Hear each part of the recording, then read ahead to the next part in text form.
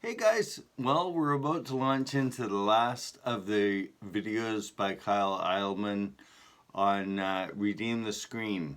And I don't know about you guys, but like I've said before, I've been challenged by the things that Kyle has had to say about how we use our screens, how often we use our screens. But today he's going to switch the gears a little bit and talk about um, the so we've talked about the ways in which we can negatively use the screens and allow them to occupy our time and stuff like that. But today he's actually going to talk about uh, the proper uses or the good uses for our devices.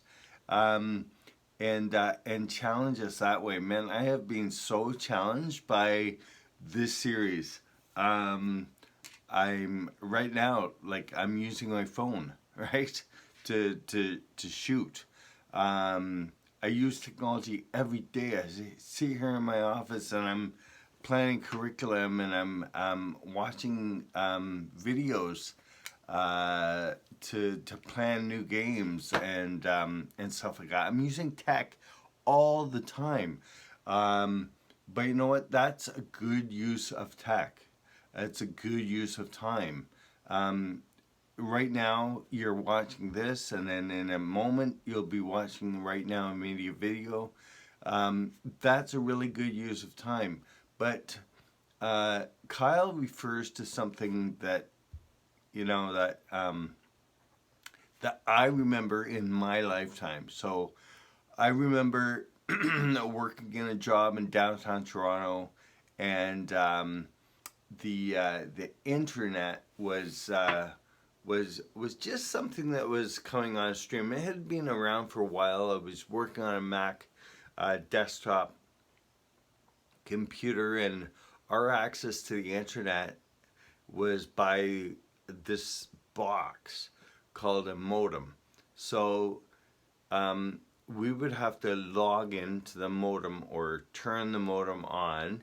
And I won't even try to do the sound, but you know what? Go to your parents and ask them what kind of sound a modem made. It was the most annoying kind of screech, kind of beep, beep, beep, beep, beep sound trying to get into the internet. And then it would get online and you could check your email and stuff like that.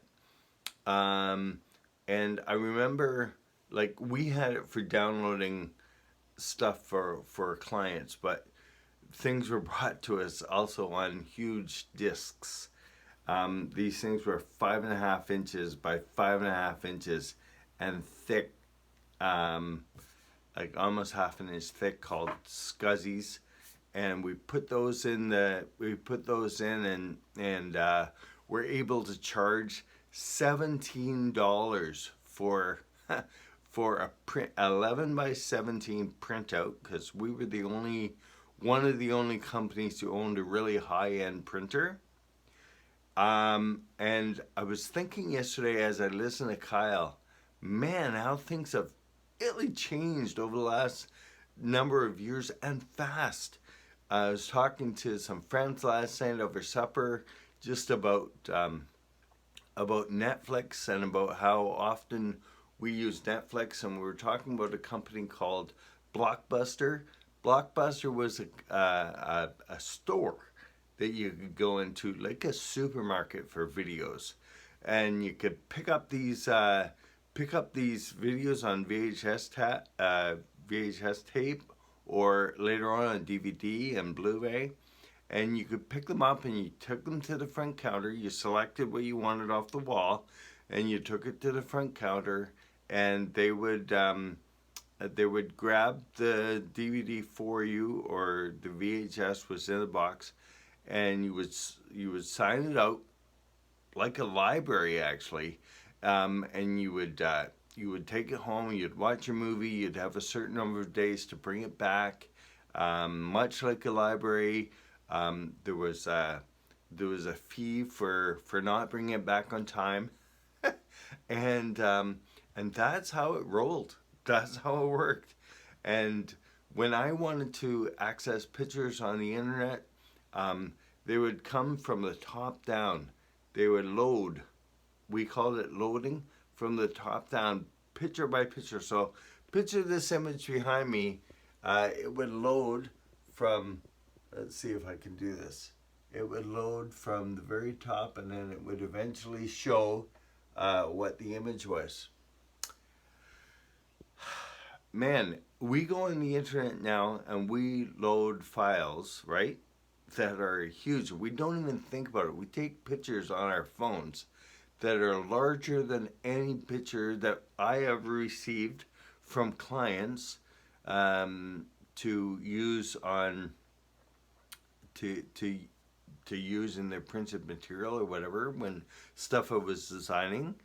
And those things that came through on SCSI disc, those discs don't exist anymore, do they? We're so used to getting stuff off the internet really, really quickly. And, I have a printer in the office that prints really fast. And I still complain about the amount of ink that it goes through. But at least I don't have to pay $17 for an 1117 printout. That's what we used to be able to charge because our company, the company I work for, had one of the only color printers in the neighborhood, and that's what our business was based on. We would go and pick up those drives, we would bring them back, stick them into the Mac, print the printout, and then deliver it back. Like nowadays, that's unheard of. We've got Amazon and Amazon Prime for delivering stuff to us. Netflix is now a company where they don't deliver. So Blockbuster was a company that you could rent from in person. Netflix was a company you could go online and pick your movie there. Look, it was an online library. You pick your movie there and they would mail you the DVD. So you would have to wait until you got the DVD in, and then you would watch it, and like Blockbuster, you would have a certain number of days to watch it and return it. Wow, things have totally changed. So if you think of the internet as a road, we were really it was really, really not modern, right? It was like a narrow road. We weren't able to go very fast.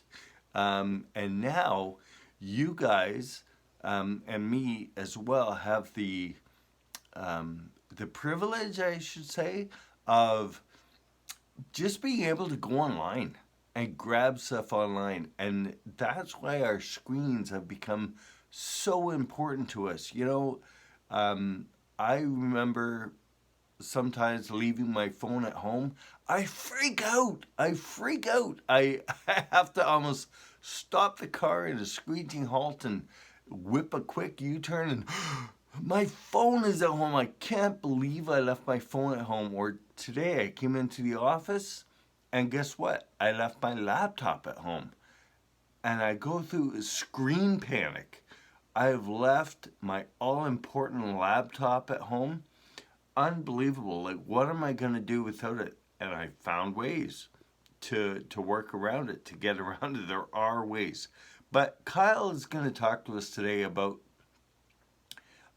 not just the problems with phones, the problems with spending time on our screens, but also the good things that we can do with our screens. So if that small roadway that I was talking to you about has become like a really fast superhighway, you and I have the opportunity to use our social media for good, actually, to do good things with it, to say nice things on the internet. I want you to be really, really challenged by what Kyle has to say today.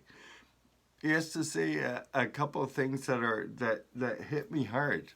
Like, Oh boy, yeah. How often do I do that? How often am I involved in stuff like that? I would like you guys to be challenged by it. I'd like you guys to leave comments for us in the bottom. Uh, if you want to direct your comments to one of the teachers of Sunday Youth, that's fantastic. Um, Obviously, John or Chris or Peter or Jessica, we would love to hear from you. Tell us what you think. Were you challenged by this video? The link is below. We want you to watch video. We want you to have a fantastic week. We will get together with you again later on next weekend. But in the process, we are praying for you guys. School is coming up. I was sitting in the office the other day on Friday. No one was around. I was playing worship music in the foyer, going out into the foyer on breaks, and just thinking about you guys, just praying for you guys. You know, it's you guys are faced with challenges that we weren't. Your teachers, your leaders, we weren't faced with those same challenges. We were faced with challenges that were different. And that's why we know the value of prayer. People prayed for us as teenagers, and we want to pray for you as teenagers. So I just want you guys to know that we are praying for you. We've got your back. We love you guys. Can't wait to see you again. And until next time, guys, God bless.